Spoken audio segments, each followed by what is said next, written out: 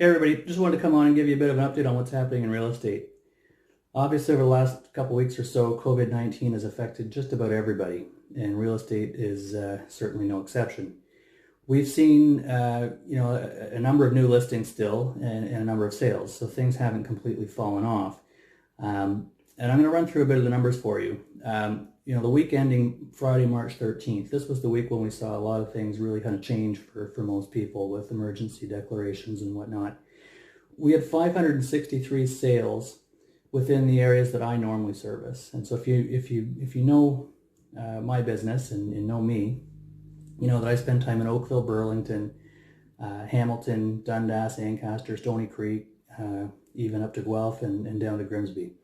So I decided to run a search that would capture the areas that I spend most of my time rather than look at one community.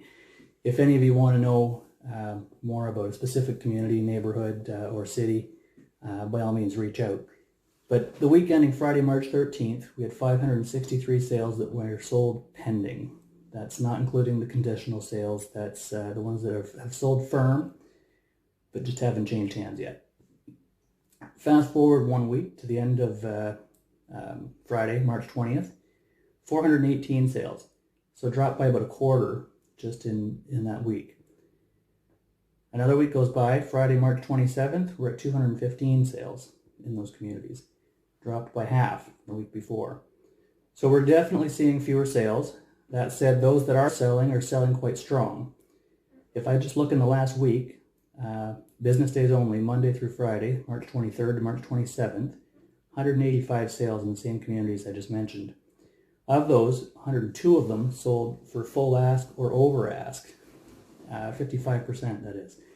And all of them average 99.9% of their asking price. So, those that are selling well. We are also seeing a lot of new listings though. That same period, 421 new listings. So obviously the new listings are outpacing the sales.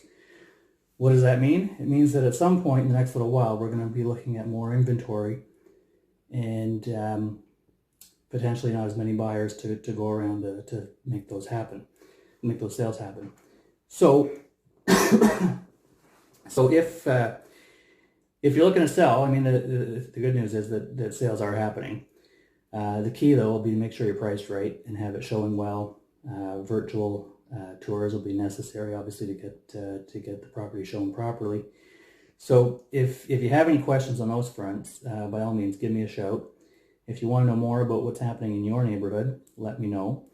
One of the questions I'm also getting is how is it affecting the prices? Pricing is likely to come down a little bit as we start to see more inventory hit the market and fewer sales taking place. Essentially, it's going to shift from a seller's market to a buyer's market, and sellers will ultimately be competing to get their property sold. So again, it's got to show well, it's got to be marketed effectively, and that's ultimately how you're going to get it sold most effectively.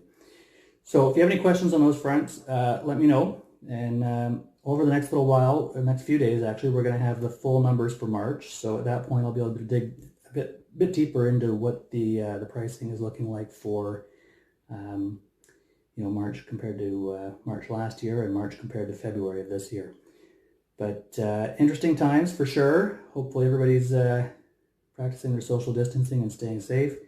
And again, if you have any questions, let me know. Talk to you soon. Thanks.